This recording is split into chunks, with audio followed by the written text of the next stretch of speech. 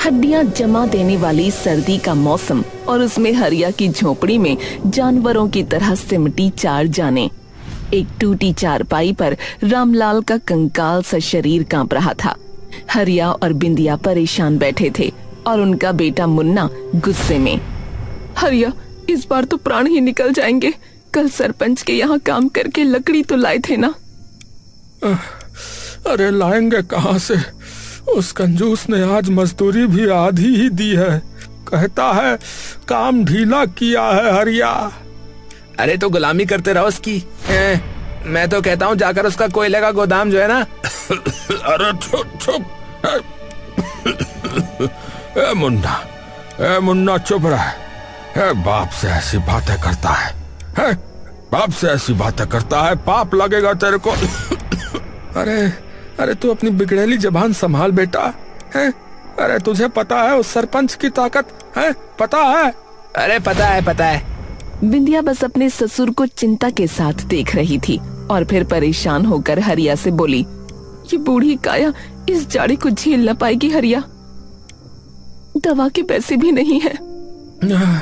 अरे क्या करूं, कहाँ जाऊं? ये सर्दी तो अमीरों के लिए ही है बस। हम गरीबों की जिंदगी तो दूभर ही कर देती है ये। अरे तो बैठे क्यों हो? हैं? लकड़ी कोयला कुछ लेकर आओ ना।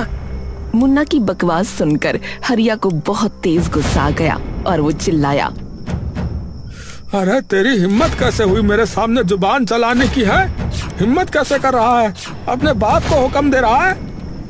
रुको हरिया, मुन्ना का तरीका भले ही गलत है, मैं मानती हूँ, लेकिन इस वक्त मुन्ना ही सही कह रहा है। अरे क्या कह रही हो? ये बदमाश सही कह रहा है? हाँ, कलाई देखो सबकी नीली पड़ गई है। मुझसे कोई काम नहीं हो पा रहा है सही से, और पिताजी को अगर इस जाड़े में गर्मी नहीं मिली तो ऐसी अशुभ बातें मत बुलवाओ मुझसे। बिंदिया के शब्दों ने हरिया के गुस्से पर पानी डाल दिया। वो रामलाल की तरफ देखने लगा जो कंबल में भी कांप रहा था और हर सांस के साथ उसकी छाती में सीटी बज रही थी। शायद तुम सही कह रही हो। आप सरपंच के यहाँ जाओ, आप उनके मजदूर हो, वो मना नहीं करेंगे। थोड़ा कोयला कुछ लकड़ी मांग लाओ ना, ये कोई भीख नहीं, हक है इस वक्त हमारा।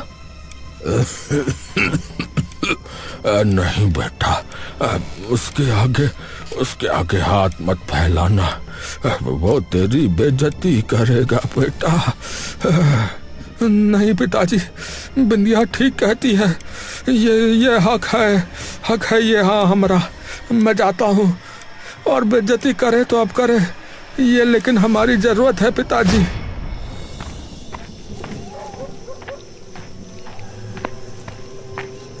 बाहर का तापमान 0 के करीब था। उसके कदम चरमरा रहे थे, जैसे उसका दिल धड़क रहा था।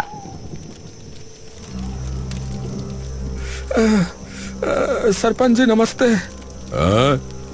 अरे क्या है हरिया, इतनी रात गए, क्या हुआ? सरपंच जी भीषण ठंड है, घर में बूढ़े बाप की हालत खराब हो रही है। थोड़ा सा कोयला, कुछ लकड़ी वगैरह मिल जाती तो हम भी आग जला लेते, जान बच जाती आपकी दया से मालिक। हैं? अरे क्या कह रहा है रे? यहाँ कोई धर्मशाला लगी हुई है क्या? हैं? जो सब कुछ मुफ्त में आता हो? अरे जा यहाँ से। मेरे कोयले के पैसे तुम देते हो जो इतनी हक से मांगने चले आए हैं? हरिया की आंखों में पानी आ गया। वो अपने पैरों पर गिरने को हो गया। उसकी आवाज गुस्से और गुहार के बीच फंस गई। सरपंच जी आप हमारे मालिक हो, माई बाप हो, आप मुझे जानते हो, कम से कम इंसानियत ही दिखा दीजिए सरपंच जी। अरे इंसानियत है? इंसानियत तुम जैसे गरीबों ने ही मार रखी है। निकलो मेरे सामने से। ऐसा न करिए सरपंच जी, ऐसा मत करिए। आवाजें ऊंची हुई। पड़ोस के घरों में रोशनी जलने लगी। एक एक कर गांव वाले इकट्ठा होने लगे।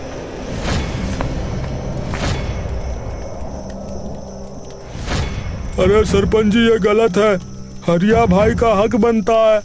देखिए ना कैसे जानवरों की तरह ठिठुर रहे हैं सबके सब। हाँ ये तो नाइंसाफी है, इतनी ठंड में कोयला देने से मर जाएंगे क्या? गांव वालों का हुजूम गुस्से से गरज रहा था। सरपंच की शानो शौकत वाली जगह पर एक विद्रोह खड़ा हो गया था। सरपंच की शक्ति पहली बार डगमगाई। ठीक है, ले जा तेरा कोयला, लेकिन याद रख हरिया, तूने आज लोगों के कंधों पर बंदूक रखकर मुझसे ये छीना है। इसका बदला मैं लूंगा, जरूर लूंगा।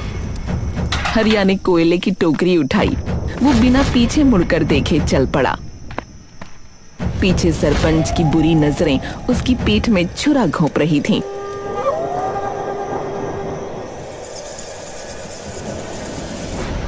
आ गए, भगवान का शुक्र है। अंगीठी जलाएंगे अब।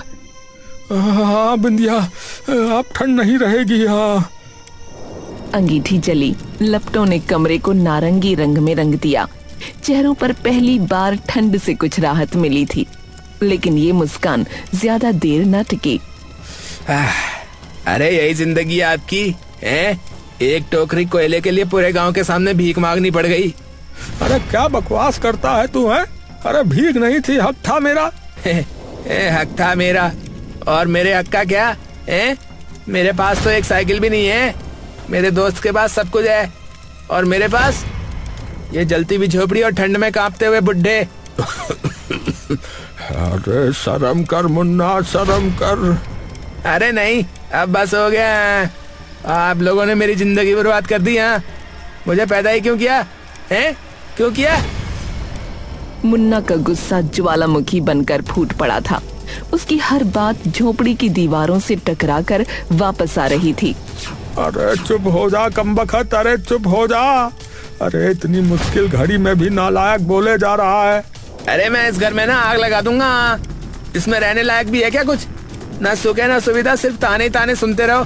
सिर्फ गरीबी गरीबी है। अरे निकल निकल तू अभी यहाँ से, दुष्ट कहीं का, निकल यहाँ से। बस करो दोनों, अरे बस करो। कई घंटों की बहस के बाद थकान और झुंझलाहट में सब सो गए। अंगीठी में कोयले की आखिरी चिंगारियां मरने लगीं, पर आधी रात तक एक तेज आवाज से हरिया की आंख खुली। उसने देखा अंगीठी पलट गई थी।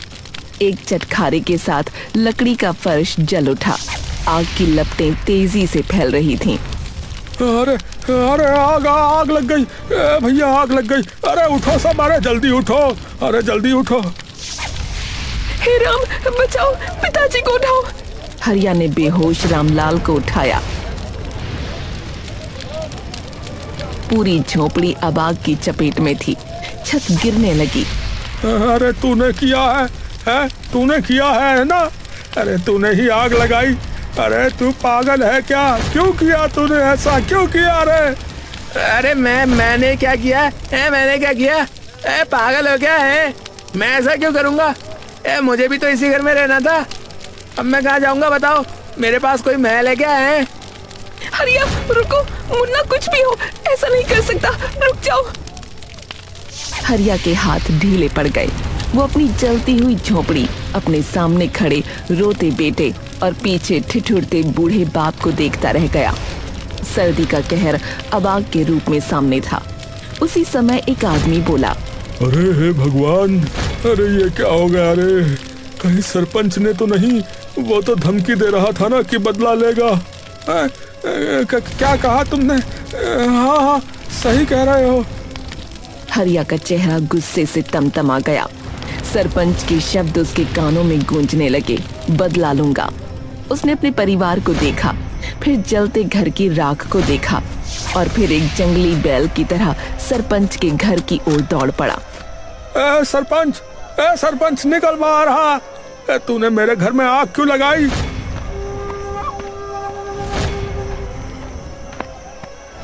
अरे क्या? अरे तू पागल हो गया है क्या? मैंने आग लगाई? चला जा यहाँ से।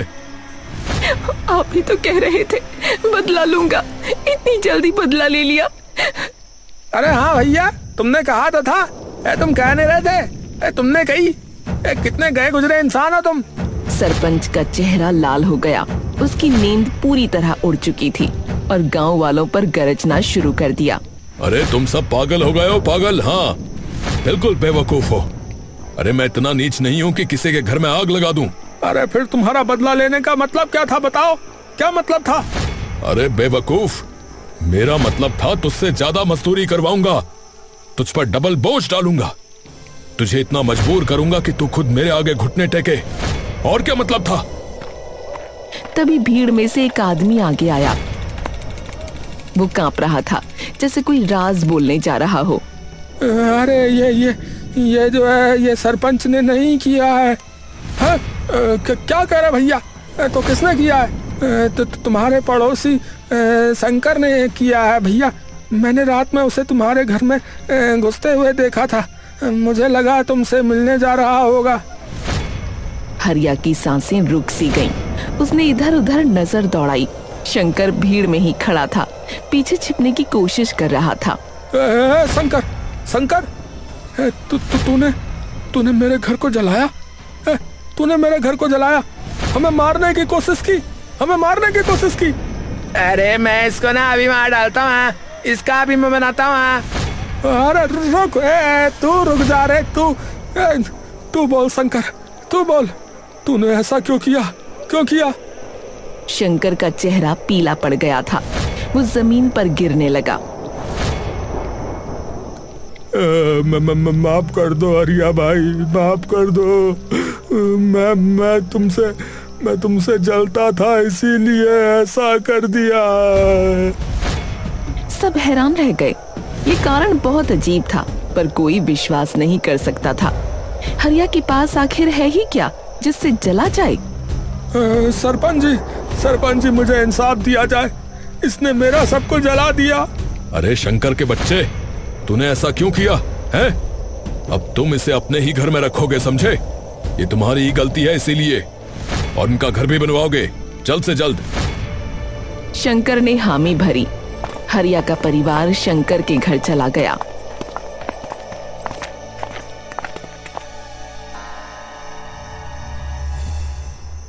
पर हरिया के दिमाग में शंकर का बचकाना बहाना घूम रहा था। वो विश्वास नहीं कर पा रहा था। सच बता, सच्चाई क्या है? तू अमीर है, तू तो मुझसे कितना अमीर है रे, तो तू बता कि तू मुझसे क्यों जलेगा? नहीं हरिया भाई, असल में सरपंच ने ही करने को कहा था। उसने मुझे पैसे दिए थे ऐसा करने के लिए, ताकि अगर बात खुले भी तो वो पकड़ा ना जाए, मैं पकड़ा जाऊं।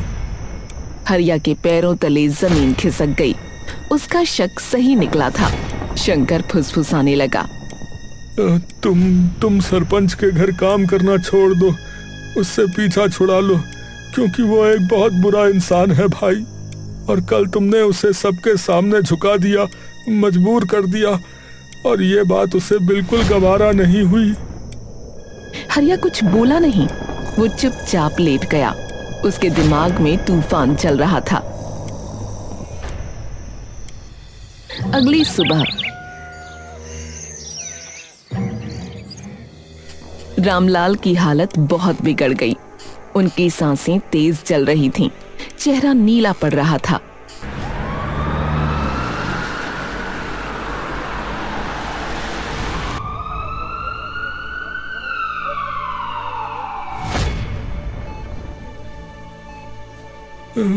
जल्दी डॉक्टर साहब, देखिए इन्हें। अरे इनका सही से इलाज होना बहुत आवश्यक है, वरना कुछ भी हो सकता है। इन्हें ठंड लग गई है, वो भी बहुत ज्यादा। हरिया, मुन्ना कहीं नहीं है, मुन्ना गायब है, सुबह से दिखा ही नहीं। हरिया के मन में एक ख्याल आया। सरपंच ने बदला लेने के लिए मुन्ना को उठा लिया है। वो बिना सोचे समझे फिर सरपंच के घर की ओर दौड़ा।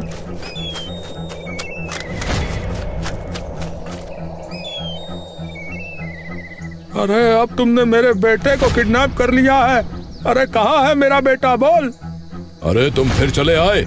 अरे तुम बहुत ज्यादा अजीब व्यक्ति हो, हैं? तुम्हारी जिंदगी में जो होता है मेरे पास उठकर चले आते हो। जैसा तुम्हारा बेटा था, मुझे लगता है कहीं भाग गया होगा। अरे मुझे क्या मालूम? अगर मुझे पता चला कि ये सब। अबे चला जा यहाँ से, बोल रहा हूँ चला जा। हरिया वहां से लौटा।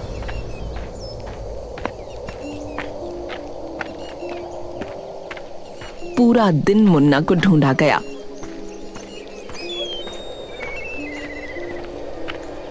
पर वो कहीं नहीं मिला।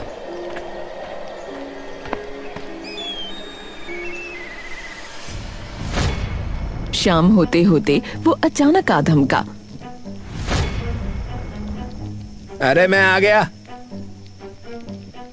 अरे अरे कहाँ था तू? है कहाँ था तू? पूरे गांव ने ढूंढा तुझको, है? और मैं सरपंच से लड़ाया। मुन्ना के पीछे एक शर्माती हुई लड़की खड़ी थी। उसकी आंखें नीची थीं। मुन्ना ने उसका हाथ पकड़ा। अरे ये गुड़िया है मेरी पत्नी।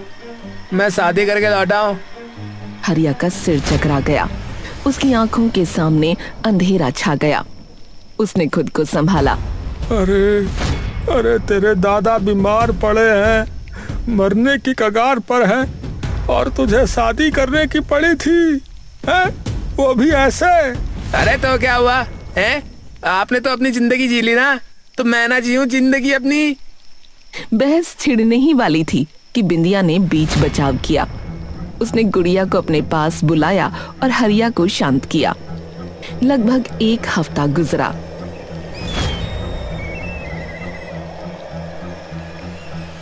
शंकर ने हरिया की झोपड़ी वापस बनवा दी। उस दिन जब हरिया का परिवार अपनी नई पुरानी झोपड़ी में लौटा, तो उसी दिन रामलाल ने अपनी आखिरी सांस ली। ठंड और दुख ने मिलकर उन्हें हरा दिया था।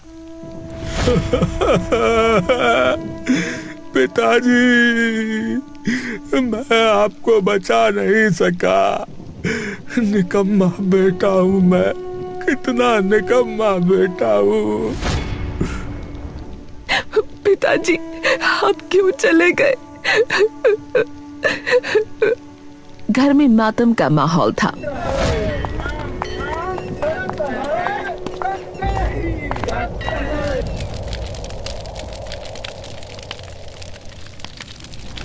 लेकिन नई नवेली बहू गुड़िया के दिमाग में कुछ और ही चल रहा था। उसने मुन्ना को एक कोने में ले जाकर फुसफुसाया। ये घर इतना छोटा है मुन्ना, इसमें हम 4 लोग भला कैसे रह पाएंगे? तुम्हारे माँ बाप को घर से निकाल दो। मुन्ना उसके प्यार में पागल था।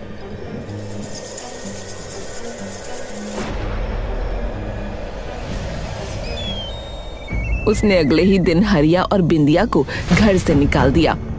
ए माँ बाबूजी, सुन लो, इस घर में जगह नहीं है आप दोनों के लिए। अब निकल जाओ यहाँ से। हाँ, क्या ये क्या कहा तूने? तू हमें निकाल रहा है? मुन्ना, ये क्या बोल रहा है? हम तेरे माँ बाप है रे। और मैं तुम्हारा बेटा हूँ, जिसकी जिंदगी तुमने बर्बाद कर दी, समझे? अब निकलो यहाँ से, अभी निकलो। मुझे मेरी पत्नी के साथ रहने दो, चलो। हरिया ने विरोध किया, लेकिन मुन्ना जवान खून था। उसने हरिया को धक्का देकर बाहर कर दिया। हरिया अधेड़ उम्र का हो चुका था। वो क्या करता? अरे मुन्ना, ऐसा मत कर मुन्ना। हम तो तेरे माँ बाप है रे बेटा। अरे खत्म, सब खत्म। चलो चलो, अब ये मेरा घर है, चलो। हरिया और बिंदिया सड़क पर आ गए, लेकिन शर्म के चलते उन्होंने किसी से मदद नहीं मांगी।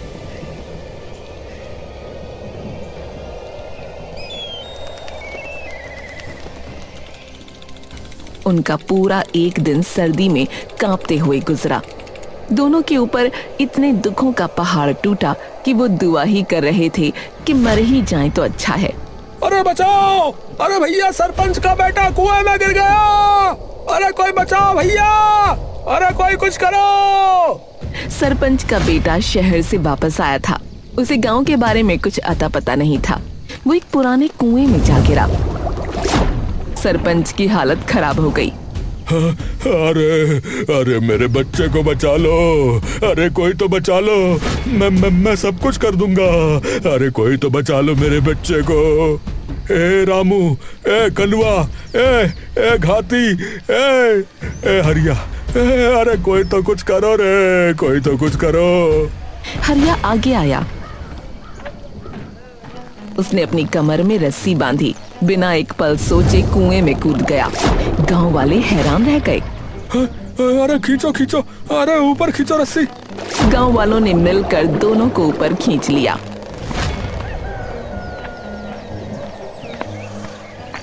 अरे हरिया तूने मेरे बेटे की जान बचाई। तू जो मांगेगा मैं दूंगा, तू जो मांगेगा मैं दूंगा रे। सरपंच जी, हमें रहने के लिए जो है जगह चाहिए, बस इतना ही था, हो पाए तो। इधर अगले दिन मुन्ना और गुड़िया के घर पुलिस पहुंच गई। एक बड़ा हादसा होने वाला था।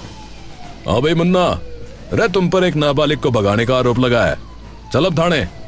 क्या? नहीं तो ये तो अपनी मर्जी से आई है।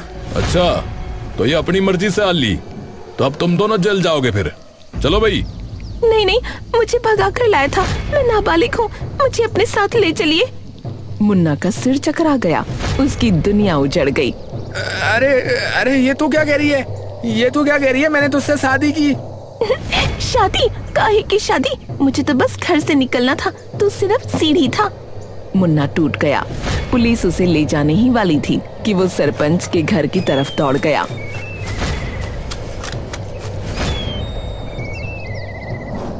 माँ, पिताजी, पिताजी, माँ, मुझे बचा लो, पुलिस मुझे ले जाएगी माँ। अरे अरे, अब हमें तुझसे कोई मतलब नहीं है, तू जा यहाँ से।